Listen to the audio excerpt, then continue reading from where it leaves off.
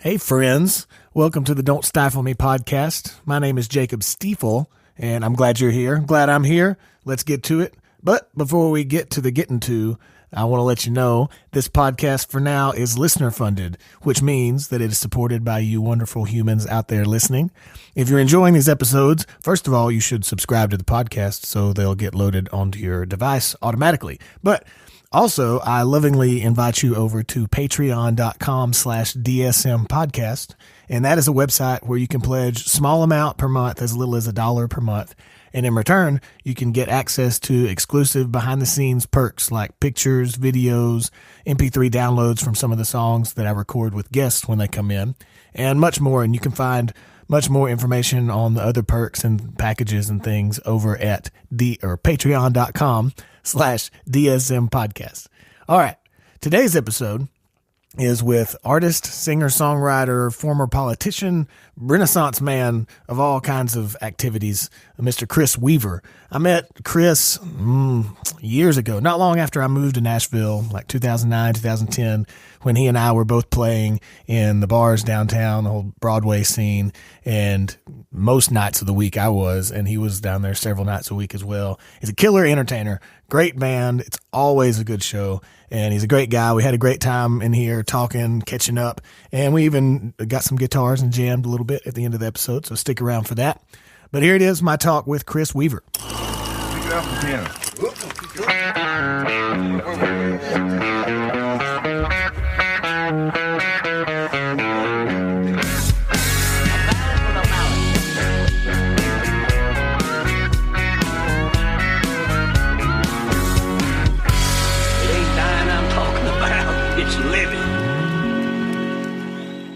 I hadn't thought about it that much, but I realized when I opened the door, I was like, man, I haven't seen you in, it's probably been like, what, 2 or 3 years at least, if not longer? Yeah, I'm surprised you remember who I was.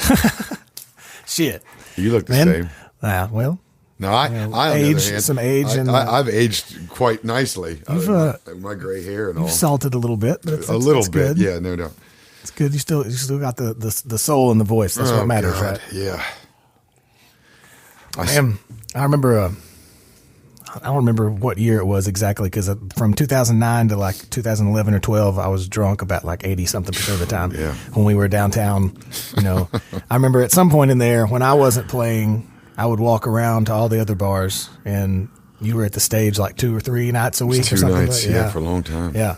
It's good times from what I remember. Oh, they were. And it's fun to even go downtown now and, listen to stories about people. Yeah, there's so many bars down there now that weren't even there. That's one of the reasons I always said, I was never going to go. I wanted Randy Nations to have the title as far as the length of time, but we went 9 years and 1 month. I think he went a solid 10. Wow. And I always said I didn't want to go 10 years. Yeah. So, but it was a good ending, and the stage has been really, really good for us over the years, and it really, the last 2 years particularly, it's helped us out. Were they pretty good about you going out and then coming back, or did you always have to make sure you were back for the specific nights? No. I mean, in the beginning, I'd say the first 5 years was kind of like that, to keep it steady. But I mean, we just got to the point, where the tenure, on some of these places, you kind of get to run your own gamut. Once you get to a certain level of it, sure. And we did. I mean, that we were. I mean, I remember it's one of the coolest things that I remember was being down there 10 years ago or 9 years ago when we started, and how much the music changed. Yeah. When I brought the horns and man boy and the harmonica and the percussion and it's even going out now and seeing bands with horns the different and things. I mean for sure. So it was a cool thing that we did, bringing the Motown and really bringing that kind of stuff downtown, the late shift. Because we got a lot of ridicule in the beginning, really, for the amount of the size of the band, the music we were playing. But so when you started playing down there, it was mostly still country. Up and down through there? Yes. And so, because I had a heck of a band that, I played Tin Roof for 10 years too. I mean, that's really where I got started. Oh, okay. A lot of that stuff overlapped. But, that band that we had up there was very much more like a Stax Motown type feel, you know. And it was nice to get a horn section at the stage. That was the cool part about that. Yeah, it was definitely always one of my favorite bands to go see downtown. It was a good time. Good time. I digress. No, that's what it's for. I should have just called this the digression podcast. Oh my goodness. Digressing and drinking coffee. That's all good. That's what this is that's fun. what we're here for. Where are you from?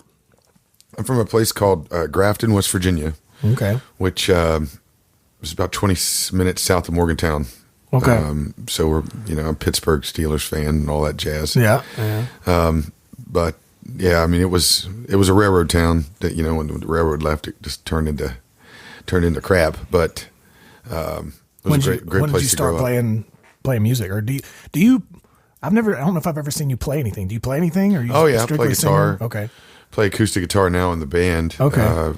Full, pretty much is my instrument. But I mean, I can play piano or but singing is obviously the crux of it. That's what stuck out to me the most. Just mostly just seeing you stand and sing. When did you start playing? You're getting into music and stuff. Well, my dad had a band, a really good band for 25 years, and so I mean, I grew up with it in my house. Yeah. But they playing around there, just around home, or they used to play the animal circuit a lot. So the eagles and the moose and the elks and all that kind of stuff. So they did a lot of that stuff back then, because that was the early 80s, late 70s, and but yeah, so he, the music and the stuff was always in the house, and so I felt like I had to do something with it. Yeah. But honestly, what the funny part about it is, like, I playing guitar wise, it wasn't until this kid moved to town named Greg Ice, who he could play guitar 3-4 chords. Yeah. And he would get all this attention at school. And I'm like, I gotta really learn how to play that thing. Yeah. I want some of that. I want some of that girl attention, Right. And so that's when I really learned how to play. So that was probably around 10 or 11 is when I started playing guitar. But I always enjoyed it. But my dad was a professor at a university that, of course, I ended up going to, and he made sure I was going to college and what I was doing. And so at an early age, I ran for politics, because my dad was also into that, and I had a knack for it. So when I was 18, I ran for House of Delegates, which is a state office. Yeah, almost won at 18. At 18, look at you go. Would have been the youngest guy then. Yeah. Back then, and then I ran again when I was 20, and that's a whole long whatever. But so I go to. Sounds interesting. It was an interesting time. When I was in high school, I started a group called the Grafton Improvement Projects. Okay, and at one point in Grafton, there was 2 opera houses. Benny Goodman played there. All these people would get off from the train, like going to different cities. Yeah, and they would stop and play at the Elks, and there was a huge Willard Hotel, was this gorgeous structure, and the railroad station was just gorgeous, and it had a beanery underneath of it, and it was a really popular place. And of course, when the railroad started to dissipate, all those things left. Yeah.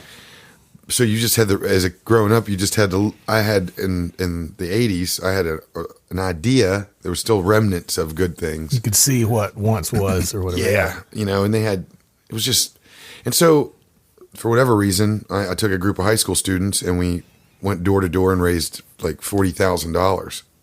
I have always found this: people are more willing to give you $5 to clean something for them or do something for them than they are to actually do it themselves. Because at the time we were looking for help. Yeah. But we ended up getting a lot of money. Yeah, because nobody wanted to actually do it. But they're like, we'll give you $20. Right. So it was $20. Yeah. So we ended up painting all the downtown parts of downtown that needed painted, and trees, and we put it was a really interesting thing. So through that, this is how funny politics works. The guy that was in the House of Delegates at the time passed away, and so it's the governor. At this time, Democrats. It was in West Virginia. Yeah. But so the Democratic Executive Committee, he was a Democrat. That's why they put in 3 names to the governor, and you get to fill the seat until it's up for election. Yeah. So they called me, and at this time I was only 17, and and they asked if I'd like to be on the list. And my dad looked at me and he said, Chris, I don't know if you're ready for this. I'm like, 17? I mean, Dad, yes, I am. When my yeah. voice was really high. Yeah. And so that started the process. And so from there, I went and got a business political science degree and a master's in public administration. And I was going to go to law school. Yeah. And I was, and I wanted to be in politics. And at that point, by the time I'd ran the second time, I had been a part of two judicial campaigns, and then Joe Manchin, I was part of that campaign, and then some other state campaigns. And I really enjoyed it, but I was wanting to stay in West Virginia. Were you doing music at any of this time? Yeah, sure. I was just playing, it's like gigs at the golf course and stuff like that. So you were, and you can say shit on here, by the way. That's right. Podcast. Yeah, that's you can say whatever you want. No, I fucking forgot about it. Yeah. So you were going to school, you got your college and masters, playing gigs, and deeply in politics. Yeah, at the time. You're just a Renaissance man. So the Renaissance ended when I got out of the grad school, and I was going to a job fair at the university because I got my MPA from Morgantown, and there's this guy, I'll never forget this, standing there, and he was he looked like John Hamm. And at the time, I didn't know who John Hamm was. Looking back on it, that's exactly what he looked like. Okay. And he just had these freaking eyeballs. And he worked for West Virginia Radio, which is this huge. It's the Clear Channel of West Virginia. Essentially, there's 17 stations across the state, and a couple in Maryland, whatever. Huge, and I mean, top notch stuff. The studios were top notch. Everything was top notch. Yeah. I mean, it was amazing experience. But I met with him that day, and he said, come over to my office. And so I went and we talked, and I took this test or whatever. And the next thing I know, I'm selling AM radio, right? Okay. Which ad spots and stuff on the radio? So I'm a conservative at heart, and mostly fiscal. I really could give a shit about most other issues because nobody understands any of the other issues. Yeah. I just don't, I want to keep my money, and I want it to make money, and that's how I want to live. Yeah. And so anyway, I started selling AM radio and started learning the value of $1 because I started making it, and I was like, damn, this is interesting. Like how making money and actually having it, and not having to steal it from your grandma's sock drawer. But 2 years of that and a lot of good things. I was still playing music at that point in time, and a buddy of mine that was helping me out said, there's this conference in Nashville called 2NMC, which is no longer here. I think it only lasted like 2 years. Okay. This would have been in 2004. Okay. Probably. And he goes, we should go. And we should play your songs. You should go down there and play these songs. I said, what? Okay, Nashville. I mean, I'm not country, it's like, I'm not. At this point, did you, while you were doing the radio thing and politics and whatever, but you're still playing the gigs, did you know that you wanted to eventually be in music, or you were just doing that because it was fun on the weekends? Yeah, I was doing it because it was fun. And I had recorded a small project, which ended up being the saving grace for me as far as what really got me started here. Yeah. And I can come to that, but back to the so we come down here, and 2004 the city looked a lot different. Obviously, the buildings, the national bird wasn't the crane here, and all that kind of fun stuff. Yeah. But there were some weird places, like they were still, because it was still, the singer-songwriters, and every place was still trying to be like the Bluebird. So, that you'd go into some, like where East Nashville is now, obviously was super shady. Yeah. There were some weird places to play and all that kind of stuff. But I remember it being, as far as singer-songwriters, man, they were everywhere. Right. Yeah. So I was like, damn, I really love this city. And then I went to a Longhorn restaurant, which I'd never been to before. And I was like, that's it, I'm moving. That was what did it. That's what did it. That's it, I'm moving. So we were down here for like 3 or 4 days. And I went back to to my job, and really to this point, my mentor, and I said, listen, I'm giving my 2 weeks. I said, I'm going to go play music. And he was like, okay. How old were you at this point?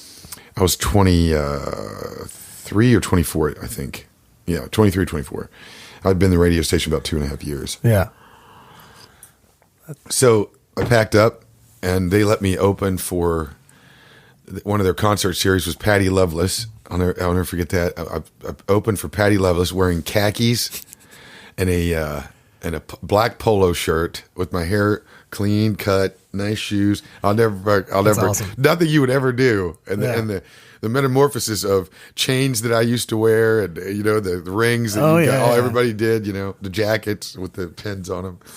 It's really interesting looking back at like through the years, just not yours, but like everybody's evolution of whatever it is, style or yourself or everything about Well, when did you move to town? 2009.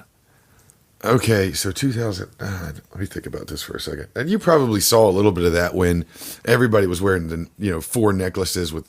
Oh yeah, for sure. Yeah, like V-necks or like I had the wallet chain. Oh yeah, that's right. I remember. Oh that. yeah, I had like the big log chain. That's thing. right. Yeah, I remember that. Yeah, there's gashes all over the back of my guitars from it too. I'm like, dumbass. Hey, no, that's okay though. Yeah, but now it's like life. That's me. I wear a ring and I did get a tattoo finally, but yeah, I'm still tattooless. I don't know. Well, at some point I might get one, but I just have other things I can spend my money and time on. It took me 40 years, to get to that point with it. But yeah, I'm to the point now to where I wear my college ring, and I really like this spoon ring, so I wear it. But sometimes I get tired of even having 2 rings on. Less is more. Less is more now, right? Yeah.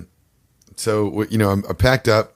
We opened for Patty Loveless, and my dad and uncle and cousin we had a U-Haul, and we drove right down afterwards, right? Yeah. They stayed down here for about 4 days, and then we went to Waffle House, and I had, and then they left, and I was in the parking lot, and I knew this is the first time I've ever been out of the state to live someplace else, Did you, where'd you move? Did you just? Where everybody moves when they first moved here back then, which was the place out on 40, exit 119, Stewart's Ferry? Stewart's Ferry. Okay. Yeah. Stewart's Ferry Apartments. Yeah. Everybody used to live out there at one point for at least a year back then. But so you didn't know anybody in town? You just really liked it here, so I'm going to go. That's it. And so the first person I met was Ward Gunther. Yeah. Oh, wow. Okay. And back then, Ward used to wear khaki shorts, boat shoes, or flip flops, and a polo that was the collar was popped. Oh no! Oh yeah, Lord. And his big thing was the mandolin back then, And man, me and him, and then another guy ended up being friends and starting a little band and played for years. Any place that sold chicken in town, we played it. Yeah. McDougal's and Otters and any place. It was crazy. And that was a lot of fun years. And then ultimately that got us into the Tin Roof and the Tin Roof to the stage. And then here I is. Yeah. So did you, I guess when you came here and you're like, all right, I'm going to give this music thing a go, were you going to be Chris Weaver, or did you think maybe I'll have a band? Or well, I guess I better go back a few inches. So I wrote this project back home, and it wasn't a good project, but it had some good elements in it. One of them was So Damn Beautiful back then, and which that song ended up really doing a lot. But we were one of the first people I met here was this guy named Bobby Johnson, who at the time was working with Harley Allen. And I don't know if you're familiar with Harley, but Harley at that time was at the precipice of his game because he had 4 number ones. He had 2 Grammys for Oh Brother Where Art Thou, because he had sang Man of Constant Sorrow and all that kind of thing. And his dad was a very famous bluegrass guy and all that kind of stuff. And he would eventually end up having 4 more number ones before he passed away. But we were sitting around a table, and he was working with Bobby at the time. And we were sitting around a table passing around a guitar, and I played this version of So Damn Beautiful. And he was like, man, I really, really like that. You know, you should come in. And I didn't know who he was really at this point. I mean, I had an idea. Yeah. Just because everybody, you know, every time he was around, people would clinch up, you know, whatever. Because he was that kind of guy. But, man, we started writing together. And I took over. I would take over an idea, and he would make it better. Yeah. Right. And that's who I ended up. My first songwriting credit was him, and we ended up writing like 18 songs together. And I put a lot more of our songs on our other records. So that was a hard thing to do. After that, to write with other people at my level. Yeah, because I could see that having to go kind of down. Oh my! You know? Because I mean, you know, you're playing checkers and he's playing chess. I mean, this song's halfway done and you're still working on. You think you're still working on a line in the verse, you know? Yeah. But it really taught me a lot until you know, and then I ended up writing with Stephanie Smith. Was the next one, you know? So I don't know how I got lucky as far as the songwriting goes, and then ultimately Matt Rogers is who really. I really ended up digging in with and writing the best stuff. How'd you go about meeting those people? Just playing out, networking, and playing out. Yeah, people. The fun part about here was for me that I never played country music. Yeah. So, you know, when people needed somebody in a round or wanted to change it up, or if we used to play the Tin Roof, so I knew 300 songs, you know, and none of them were really country songs, right? And so they would want me as a part of the group because I would change up the situation. Yeah. So that was really, at the time, it was really a good thing. To answer your question in a long way, Harley, you know, was trying to make me an artist at the time, and as Chris Weaver, whatever. Yeah.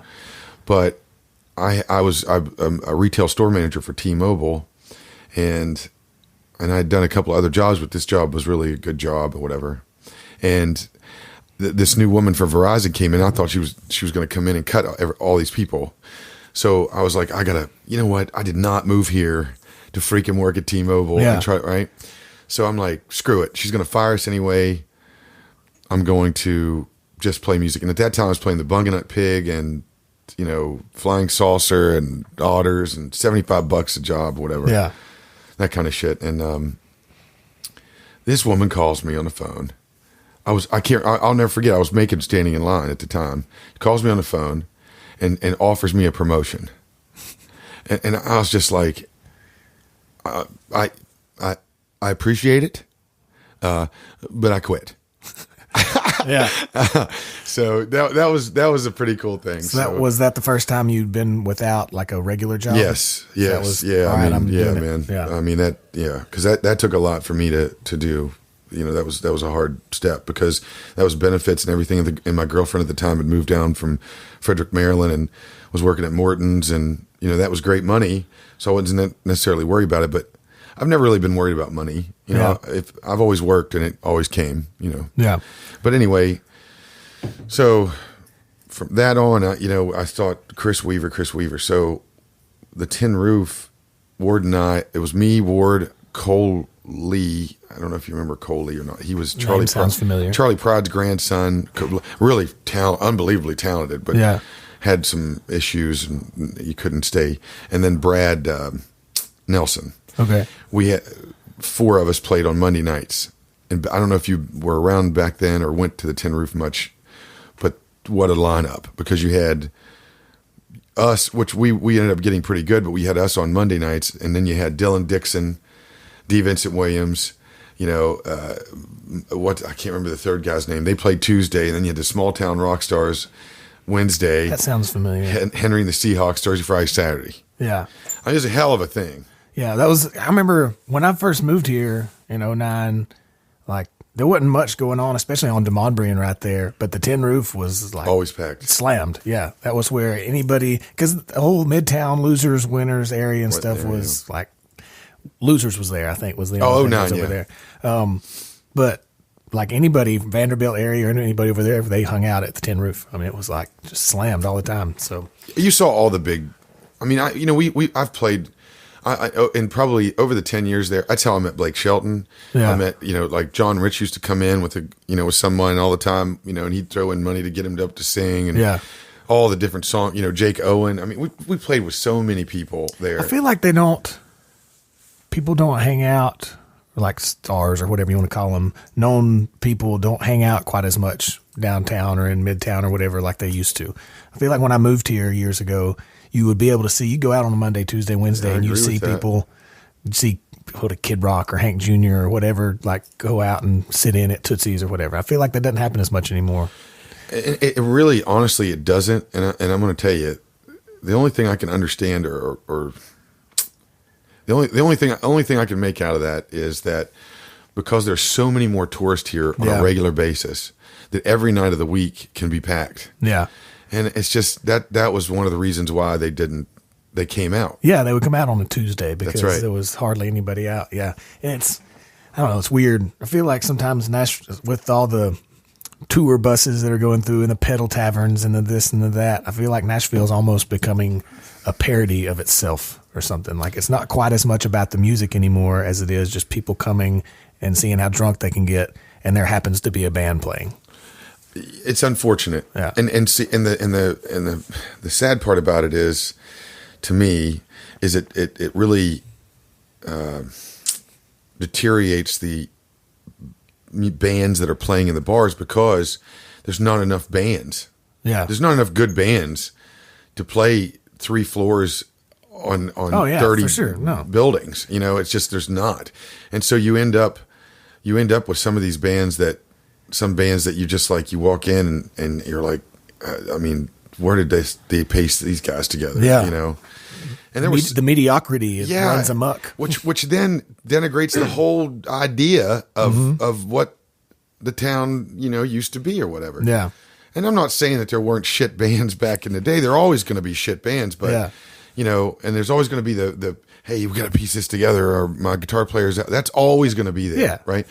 But there used to be cores. You'd have a good bass player, drummer, or that's been my thing, or you'd have a good guitar player and a good bass, whatever. And now, I mean, you just can't. Now you're calling the lead singer, and the lead singer is trying to put something together just to get the gig.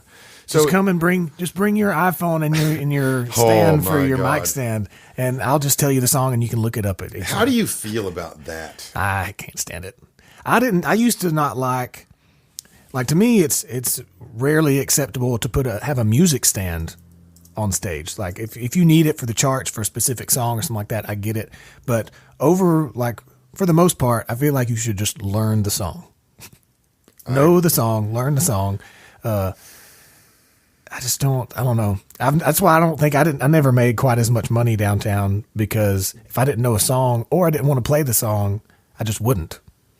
Like if somebody said, hey, I'll give you $40 to play this Billy Currington song, I would say, I'm sorry, I don't know that song. Not, okay, hold on, let me look up the chart real quick. Yeah. I really want your $40. And see, like, the way I always approached it was that I don't know that one, but we know something in that vein. Oh yeah, for sure. That's the best way. Horseshoes and hand grenades, man. Yeah, that's exactly right. So, and everybody's usually happy because they, at the end of the day, you're not a jukebox. I always used a music stand because I had a set list, and I always forgot songs that I should have played, but I never could. Well, I get that for the set list. Yeah, but I still didn't like that. Yeah, like I never.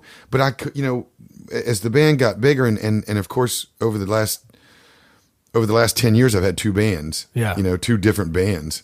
And so the first band was 6 years long, and we had so many songs. And then when Andy and Tyler joined, they brought in a whole nother conglomerate of shit, and so, it just got to the point where I had to have 4 sheets out to remember. Be able to see. So anyway. There's a whole difference between that and, yes, I don't know this song, so the feel of it or anything. Let me pull up music is supposed to be about feel, and that's like one of my favorite things about watching you. Like since the first time I saw you sing, is that I remember standing on the stage thinking, this guy feels it and loves it just the same way I do, and I dig that. That's why I got they used to call me Tyrannosaurus Rex arms, and then I got obviously Joe Cocker was all the time, and so and I embraced that because it was different, and people remembered it, so I didn't give a shit. As long, Chris, you mean T-Rex? Fucking fine. I'll take it all day long. Well, to me, it's okay because if that's genuinely what happens when you get into it and you feel it, then who cares? Like that's what it's about. You know? Well, and people always like, why do you close your eyes? Why don't you open your eyes? That was a big deal. And I was like, dude, if I open my eyes, I'll forget the words because I start looking at things. Because I read the room. The worst thing I got for me is if I see somebody that is not having a good time or not feeling the music, I will zone in on that dude, and I will fucking play every song that I think will get him tapping, which then takes the rest of the room out of the picture, and you can't do that. So I just keep my eyes closed, and just sing it out, you know. But anyway. I've heard comedians talking about if they look around and see one guy that's not laughing or whatever, they'll make it like their sole purpose to make that one guy laugh. Yeah. So I get that. That's great though. I mean, I was playing Sambuca the other night, and this guy, he had his back turned towards us, and he wouldn't turn around. His whole table would turn around. Yeah. But he wouldn't. And I'm like, oh, that's it. This is tonight's challenge. Yeah. And it took about 40 minutes, and then finally got him to turn the seat, you know, and I'm like, there it is. Right got there. him. Now, the whole room was empty, but he was still there. Shit. So I don't even know where we were at. When, who knows? Who knows where we're at anytime. When did the whole Brazil thing start? Like, come on the scene? Because at some point, like, I was doing my thing and whatever. We hadn't seen each other in a long time, and then I saw something online. You like playing in front of thousands of people in Brazil. I was like, what the hell happened? I know. So essentially, the stage, right? So the Sorocaba is the Garth Brooks of Brazil, and their country music is called Sertanejo music, and. Sertanejo. Okay. I'm not saying it right either. So if a Brazilian's listening to this, that's how I've been saying it. It's close as I can get. It's your West Virginia version. It's the West Virginia tongue I got. You know, this family tree doesn't branch and all that. But you know, so he was on vacation with him and his cousin and another guy, and they were going around listening to bands. Yeah. But for some reason, he was interested in possibly taking somebody from Nashville to Brazil and maybe signing them at this point. This is when the Real was still pretty. It was 2-1, I think, back then. So the Real was pretty strong. The what? The Real, their bill. Their okay, money. Okay. So I don't know anything about Brazil. So no, it's okay. So the Real, the Rio or the Real, whatever, it was still pretty strong. So he was interested in doing some investing in some stuff, and he loves country music, like Nashville, the whole thing, unreal. Okay. So he had a girl at the time that was with him that made him leave before we started playing.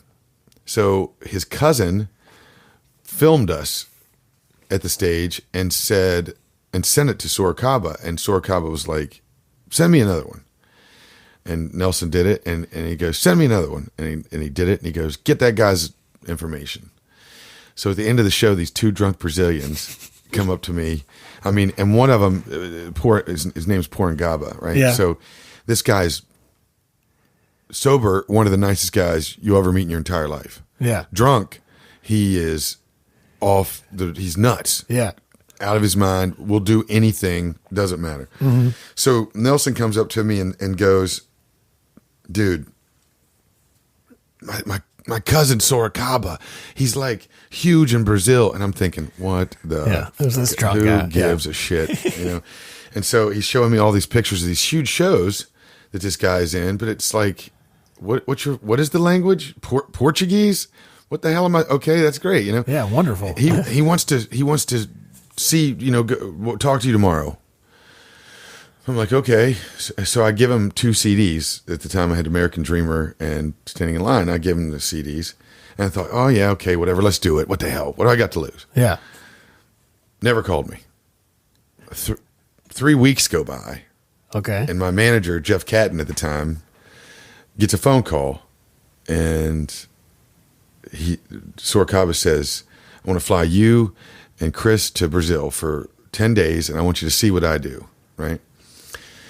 And me and Jeff are just like, what the hell? What do we do? You know, because, I mean, you hear all these horror stories about Sao Paulo and all that kind of shit.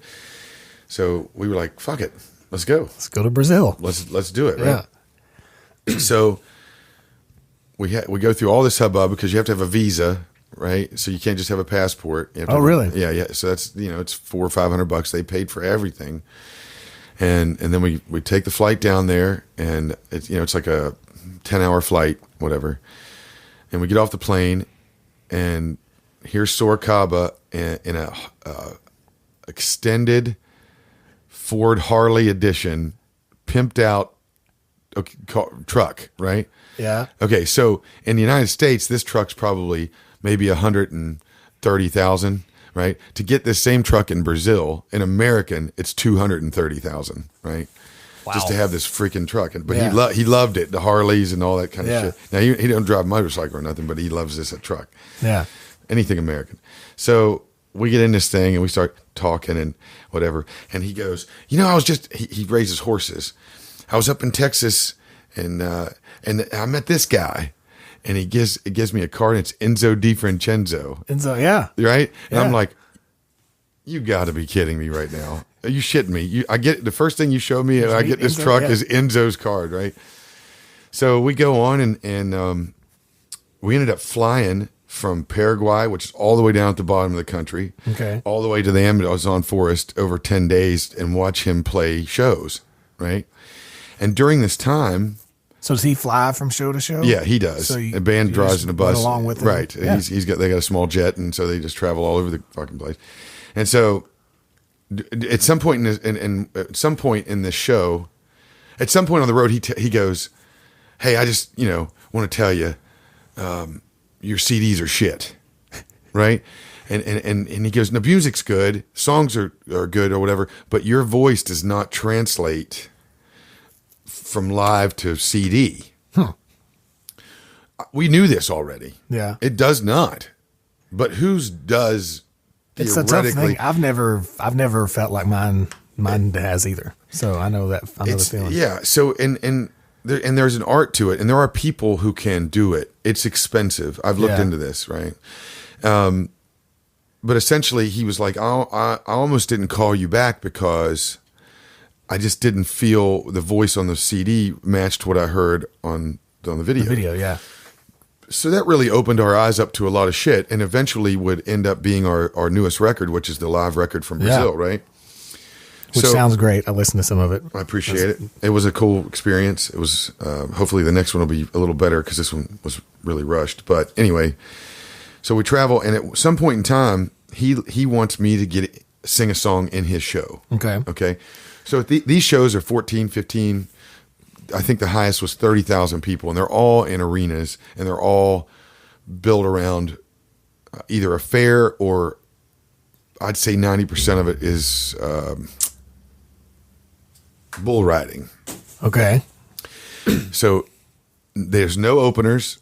So they're there for other things and him. It's not all just... They're there for the concert, and usually there's a fair, because these cities are really out in the middle of nowhere. They're really small, and it's all community-based, and these fairs and carnivals and things like that are the only thing, that's the big thing for the year for a lot of these places. Yeah, there's nothing else going on. Yeah, I mean, it's and so concerts and stuff are a big deal, right? It's like when you play a middle of nowhere place in Iowa. That's right. And there's not shit going on anywhere else. Everybody from like 100-mile radius comes. Yeah. And I'm going to tell you something too. There is that's something that and that's another day, but there is something to an artist, even like yourself or us, that I could have done a better job of finding those places, because instead of wasting a lot of time playing cover music in bars, you could have gone and played those jobs and grow those markets. And over 15 years that goes like that, it would have been a big difference. I mean, who's to say what's the right path? That's right. That's right. So I took the money path. But anyway, so at some point in time, he goes, I'd like for you to get up and do a song, right? Whatever. And so I can't remember. I think it was, I don't remember what the first song we did. It might have been like Country Roads or something, because in Brazil, they know shit tons of American music from their TV shows and movies and stuff. Okay. So do they sing along like in English? Yeah. That's hilarious. Unbelievable. Yeah. Unbelievable. I can't imagine going to a concert and singing along in Spanish, like into Portuguese. in Portuguese, or to whatever, any other languge. Yeah, no, Like I agree. I agree. German. Let's go sing some German songs. Well, I mean, and so the issue becomes, and what I've learned is that Sorocaba is kind of landlocked because he cannot be in any other country, right? So because Portuguese does not translate only in Brazil, Okay. and so the reason why he was interested in an American artist was because if I could become big in Brazil, then I could stretch that out to other countries. Because you're in English. Right. And I got you. Okay.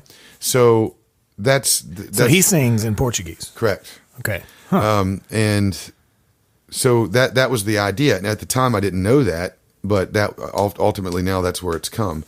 And to be honest with you, that could be a separate podcast, but the bridge that is getting built between the United States, especially and Brazil, is really becoming an interesting thing because they're looking for American songs to put in their television, their programming, their commercials, their everything. Oh, awesome. And so there's this huge bridge, an ability for American songwriters to have an impact and make money in Brazil.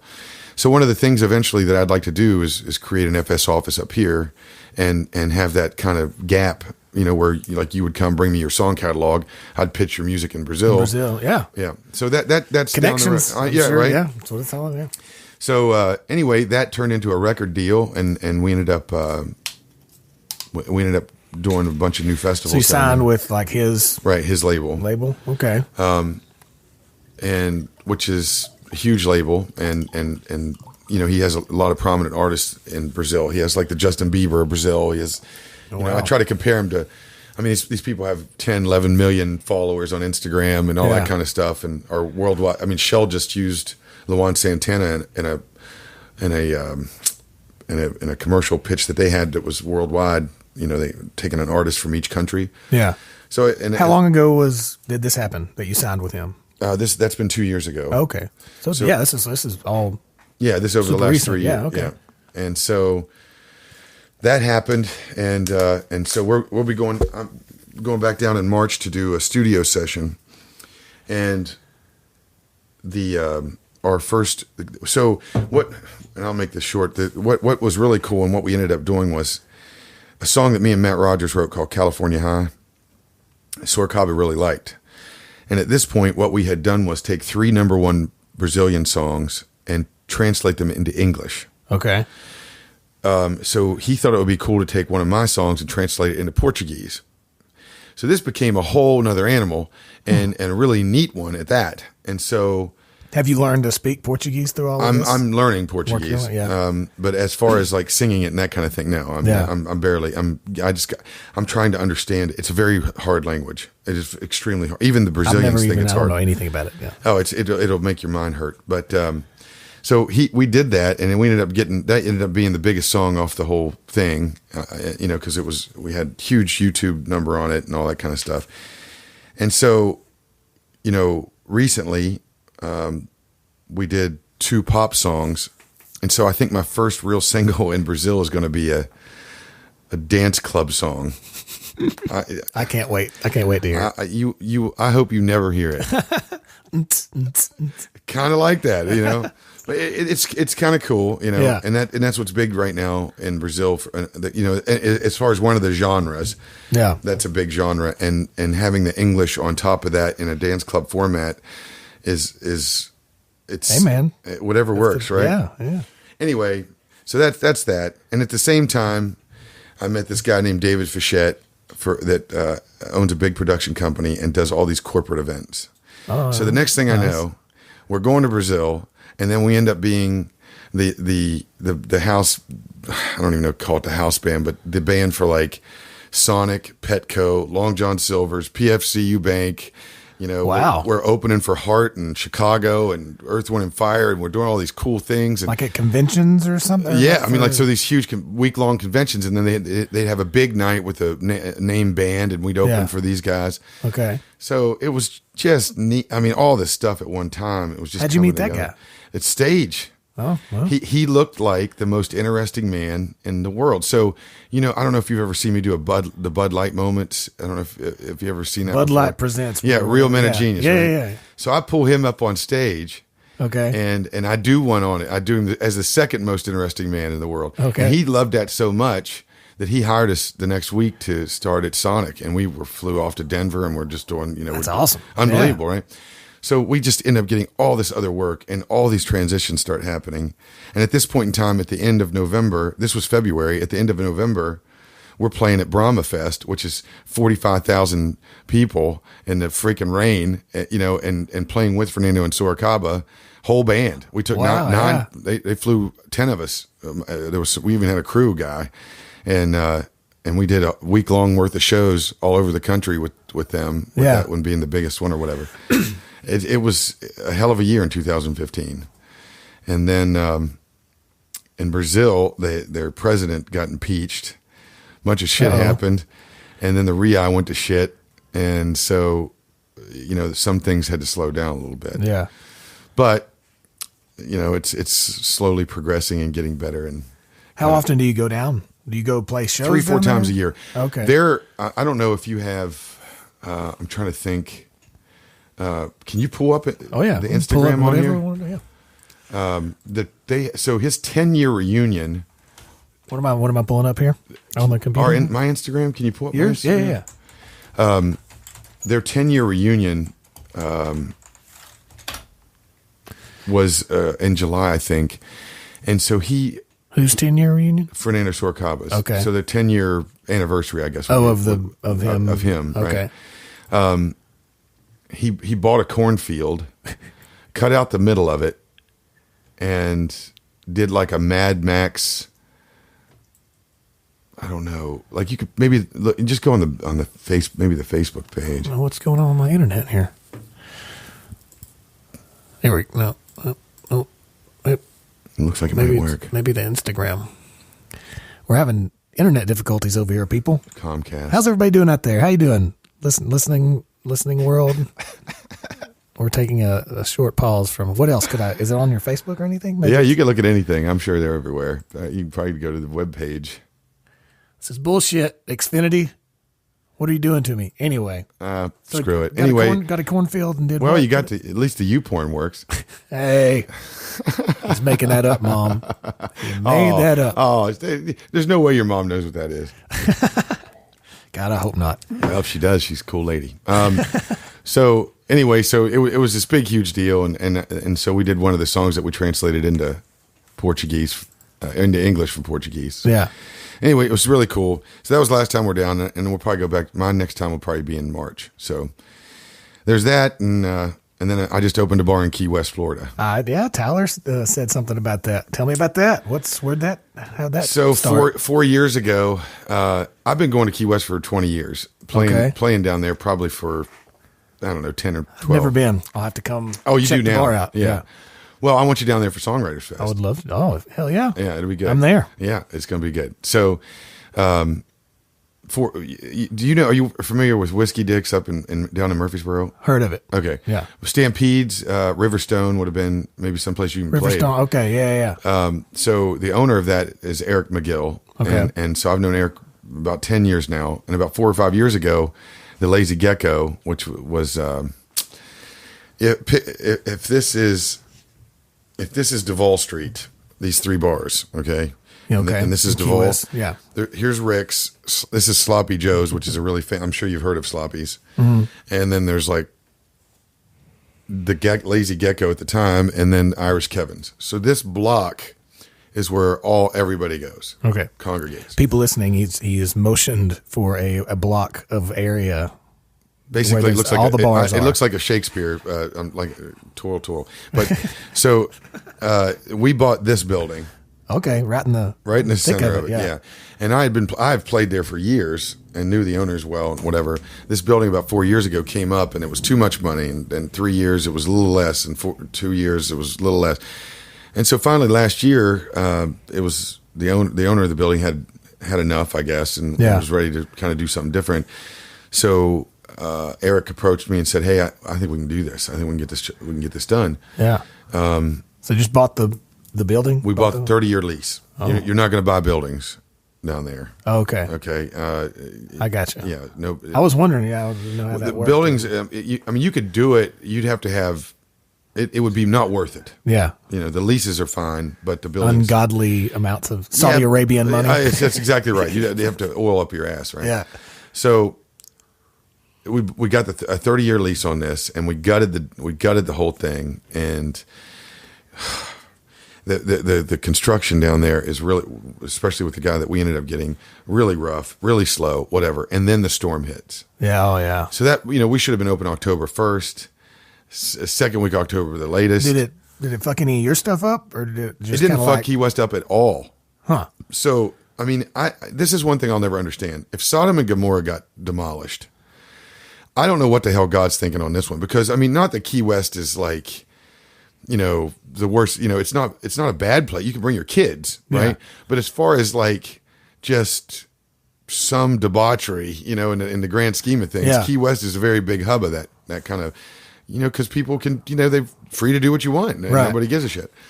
So that storm coming over to Key West, it was a big round funnel. And by the time it got to Key West, it only had a front, no back, and still had an eye, right? Okay. So Key West ends up getting a little bit of it when it comes around. Yeah. The eye sits directly on the island. And if you know how these work, there's nothing going on in the eye. In the eye. That's just right. Around So you get the eye, and then usually you get the rest of the storm, and you're going to get nailed. But there was no back. There was no back, and it didn't turn. The rest of the keys got demolished. Huh. So all Key Largo, Key Bear, all those keys got, I mean, it's rough looking.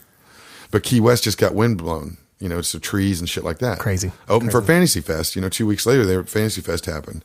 It was lighter this year, but it still happened, So just delayed your just delayed, yeah. Because getting shit down there is not easy. Oh my gosh, we didn't even get water in the building. I mean, it was pretty intense. But anyway, so we're back on track, but we're still further off than we needed to be. Hopefully, the 17th of this month is when we will open. What's the name of it? It's called Duval Central. Duval Central. DuvalCentral.com, and then ultimately. It's going to be a music venue. There'll be a menu there too as well, but it's a music venue. Yeah. And my goal, I'm the entertainment director, whatever you want to call it. Yeah. But my goal is to bring the band-wise stuff from Nashville, because it is a different level. Oh yeah. Than even the shittiest band downtown right. would be the best band in any other town. Well, and most other towns, and down there's a lot of duo stuff. So when you start. The solo duo stuff down there is tight. Yeah. There's a lot of good solo duo guys because they've had to hone in on that craft. Yeah. And, and Irish Kevin's is huge with that stuff. And they have some really great guys. And I've really been impressed with some of the solo artists. So I was a little worried about during the week who we were going to have. Was I going to have to fly everybody down? Yeah. And so I feel a little bit, because ultimately, not only is it really not feasible, it's the housing people, that many people from Nashville in a week. Yeah. You can't do it. So I've been really fortunate to find some good local talent. But the bands on the weekends, I really want from here. Yeah. Because that, I think, will elevate that city pretty nicely. I feel like that place is in a good position, because I've always thought that if somebody ran a venue that knew what the hell they were doing when it came to music, that it could like, if it was in the right spot, it could be so successful. But so many places, they just don't even think about their scheme, their game plan behind the booking of the music. How important that is. Like, if you just always have good music, regardless of who it is, if it's always good, people are going to know that. People Yep. are going to know that, hey, I don't know who's playing, but it's always good at this place. That's right. That's why I tell people about Robert's Western World downtown. Oh, you never go wrong. That's right. the only place where it's guaranteed it's going to be good.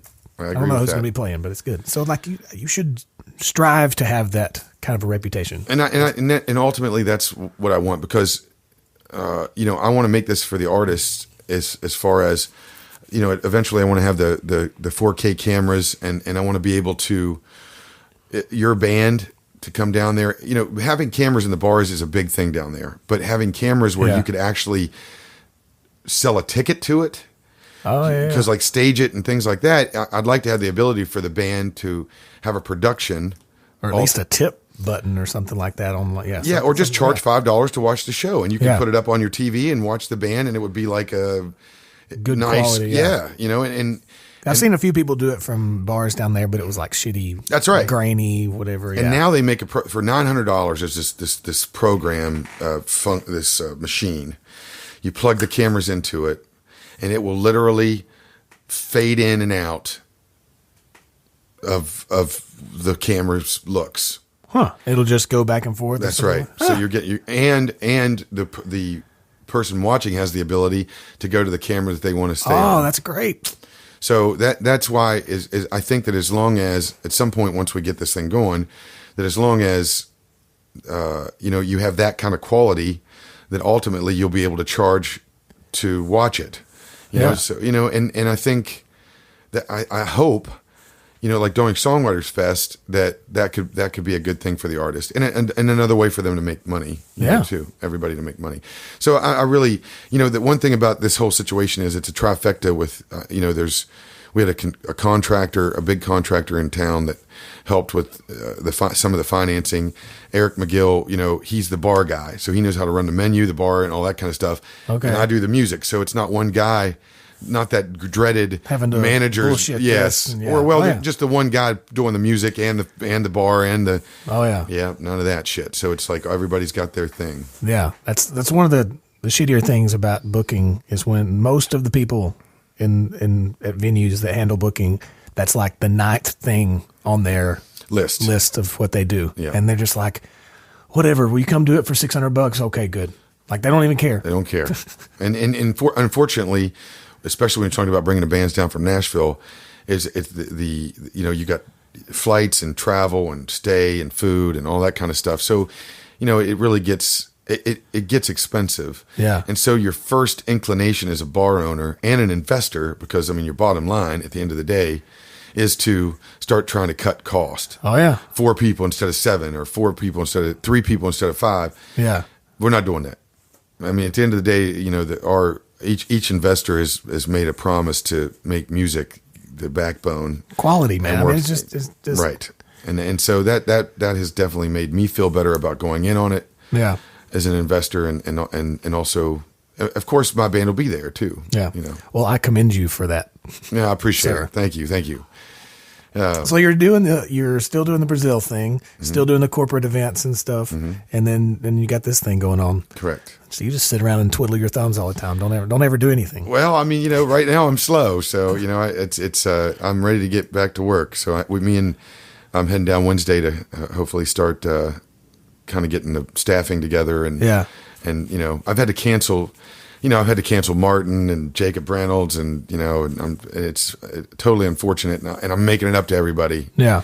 But the storm really screwed us, and so it's been disappointing because these are my friends, and having to do that. But everybody understands. Life. Everybody understands, and so Could be a lot worse. Yeah, could have had no bar. Yeah.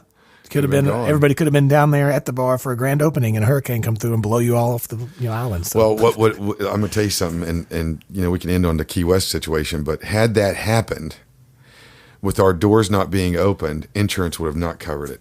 Ooh.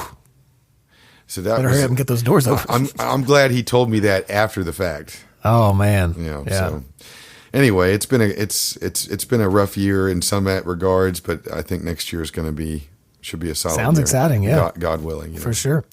If you could go back to Chris Weaver at 18 years old and give yourself some advice, what would you go back and tell yourself? 18? 19, 20, that era? I'll be honest with you. If I could go back to 20 years old, I would have told myself to stay out of relationships with girls. That probably was one of the biggest hindrances for me personally. Yeah. Was trying to think that I always, because I'm a very one person type of guy, you know what I mean? Yeah, no, I feel you. And I feel like that anything, I guess that would go into a twofold thing. Anything that takes you away from meeting people, whether it's a girl or a guy. Yeah. Anything that takes you away from meeting people and getting into new experiences, living life. Yeah. Was that is something that now that I'm having to do. Yeah. Yeah. Having to go. No, I totally get that. I battle with some of that. You know, I mean, we all do. That's definitely one of those things that you can go back. If you could get in a time machine and go back and tell yourself that 20-year-old Chris Weaver would look at you and say, whatever, you know what the hell you're talking about. I love it. Sure. You know? Absolutely. Yeah. Oh my. I mean, but you know, what I would have did, you know, if I would have had my bank book, if I could take back in time one thing and show them now look, here's what I've done now. Yeah. Here's what I could have done by now. Yeah. If I wouldn't have had this, and this, you know. So you make your own decision, young Chris. Yeah. But trust me, 20 years goes by extremely fast. Yeah. And your life is going to be a lot better. And just trust me, you know, just meet everybody, you know, and don't get wrapped up in one thing. And that was very interesting. Very interesting. You're a cool cat, Chris Weaver. I appreciate it very much. I appreciate you having me on. Yeah, here. man. Thanks for talking. Yes, sir. That's yeah.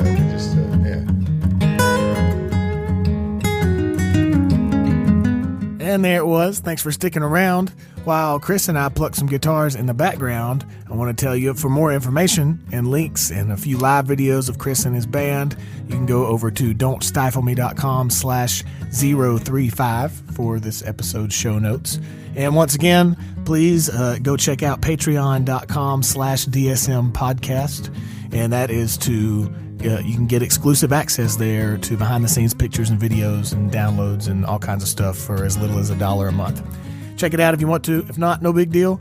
Keep coming back and listening. Make sure you do subscribe to the podcast here. That way, all the new episodes will get automatically loaded when they come out onto your device. And the podcast social medias, if you're interested, are all at DSM Podcast on Instagram and Twitter. And mine are all at Jacob Stiefel on everything that's out there. So check it out if you would like and follow along in the madness. And once again, thank you so much for listening and for sticking around this long. I love you all. Have a beautiful rest of your day, and I will talk to you again very soon.